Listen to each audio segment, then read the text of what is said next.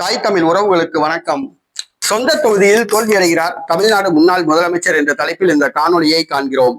சொந்த தொகுதியில் தோல்வியடைகிறார் தமிழ்நாடு முன்னாள் முதலமைச்சர் என்ற தலைப்பில் இந்த காணொலியை காண்கிறோம்.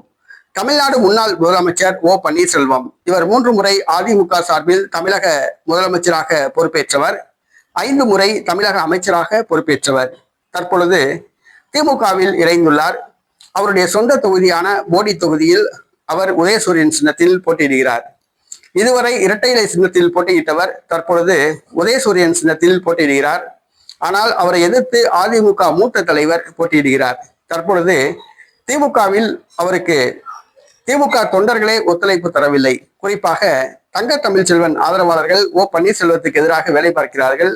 ஓ பன்னீர்செல்வம் இணைந்ததை திமுக தொண்டர்களால் ஜீரணிக்க முடியவில்லை. அவர்கள் ஓபிஎஸ்க்கு வேலை பார்க்க மறுக்கிறார்கள். மேலும் அதிமுக பலம் வாய்ந்த ஒரு வேட்பாளரை நிறுத்தியுள்ளது. தமிழக வெற்றி கழகம் வேட்பாளரை ஓட்டுகளை பிரிக்கிறது.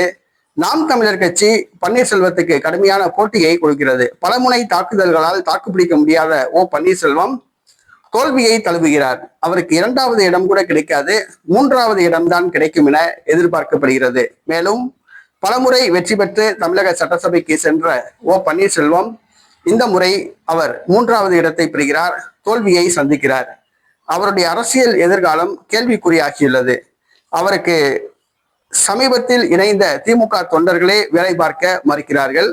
மேலும் அவருடைய சமூகத்தினரும் அவரை கைவிட்டு சென்று விட்டார்கள். மேலும் சசிகலா டிடிவி தினகரன் அணி ஓபிஎஸ்ஐ தோற்கடிக்க பல்வேறு முயற்சிகளை மேற்கொண்டு வருகிறது. ஆக பலமுனை தாக்குதல்களிலிருந்து தப்பிக்க முடியாமல் ஓ பன்னீர்செல்வம் தோல்வி அடைகின்றார்.